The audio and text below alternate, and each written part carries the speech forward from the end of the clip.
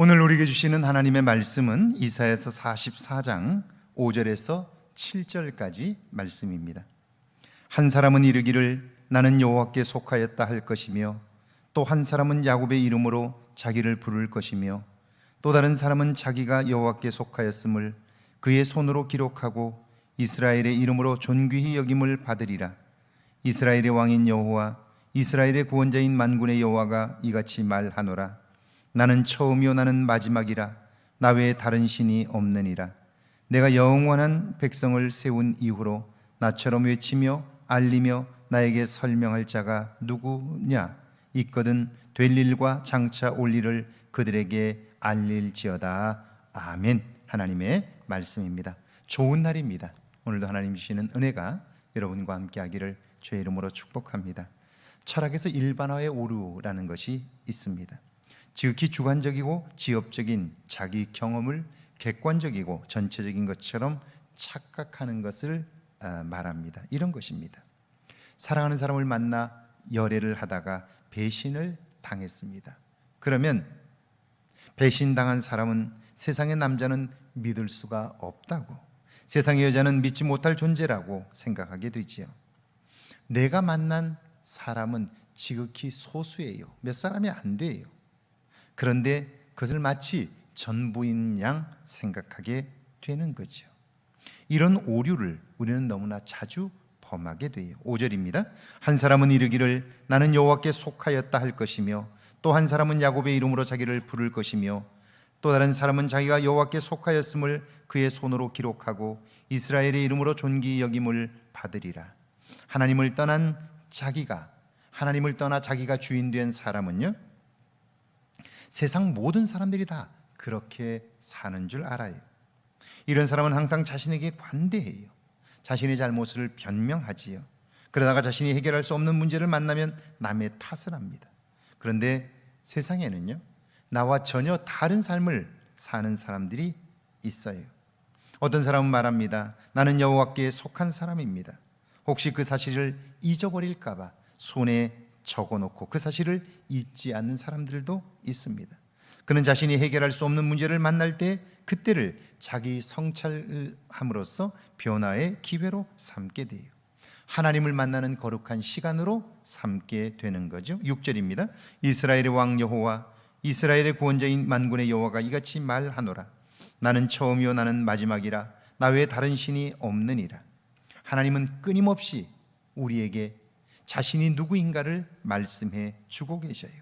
여러분이 믿는 하나님은 어떤 분입니까? 하나님은 구원자입니다. 인간이 겪는 모든 문제의 해답이라는 뜻이죠. 그러므로 위기의 순간에 나를 성찰하고 그분의 눈으로 나를 볼 때 새로운 것들을 깨닫게 되고 그 일을 행하시는 하나님을 경험하게 되죠. 그분이 나의 구원자이심을 고백하게 되는 거예요. 7절입니다. 내가 영원한 백성을 세운 이후로 나처럼 외치며 알리며 나에게 설명할 자가 누구냐? 있거든 될 일과 장차 올 일을 그들에게 알릴지어다. 그 하나님이 우리를 보시며 안타까워하셔요. 그래서 말씀하는 거예요. 지금까지 이 모든 일을 외치고 알리며 설명한 자가 있었느냐? 우리를 지으신 하나님을 알지 못한 채 우리는 온전한 삶을 살 수 없어요. 그분의 뜻을 알지 못한 채 보람있고 행복한 삶을 살 수는 없는 거예요. 왜냐하면 우리는 그분에게로부터 왔기 때문이에요. 그분이 우리를 지으셨기 때문에 지으신 목적을 우리가 그분을 통해서만 알 수 있죠. 그분이 우리를 세상에 보내셨다면 보내신 목적을 그분을 통해서만 알 수 있기 때문이죠. 그걸 알지 못하면 여러분 이 땅에서 행복한 삶을 살 수 있는 사람은 없게 되는 거죠. 누가 뭐라고 그래서가 아니에요. 여러분 입양을 간 한 아이를 생각해 보세요. 아이는 성장해서 갔기 때문에 지금 입양한 양 부모님이 내 친부모가 아닌 걸 알아요. 그렇기 때문에 그분들이 하는 모든 일들을 다 거짓이라고 생각할 수 있는 거죠. 나를 낳아주지 않고 어떻게 그렇게 사랑한다고 말하는데 그걸 믿을 수 있어? 그렇게 생각할 수 있는 거죠. 그런데 진심으로 그 아이를 사랑하기 때문에 입양했고 진실로 그 아이를 내 아들, 딸로 여기며 사는 사람들이 있는 거죠. 그 진심을 알 수 없다면 부모에게 모든 것이 준비되어 있어도 그 자녀는 하나도 누릴 수 없게 되는 거죠. 우리가 하나님을 창조주로 믿는다면 그분 안에 내가 이 땅에서 살아야 할 이유들이 있는 거죠. 그분을 통하지 않고 그걸 발견할 수 없고요. 그분이 나를 이 세상에 보내셨다면 그분을 통하지 않고 우리가 이 땅에 살아야 하는 이유를 발견할 수가 없기 때문에 우리는 결코 행복한 삶을 살 수 없게 되는 거죠. 오늘 하루 우리를 보내신 하나님, 우리를 지으신 하나님과 동행함으로 나를 향한 그분의 뜻을 발견하고 기뻐하는 저와 여러분 되기를 주의 이름으로 축원합니다. 함께 기도합니다. 1번하여 우리의 자주 빠지는 나의 모습을 발견하게 해달라고요. 하나님의 시선으로 나와 세상을 보게 해달라고요. 함께 기도합니다. 하나님 아버지, 은혜와 사랑을 감사합니다.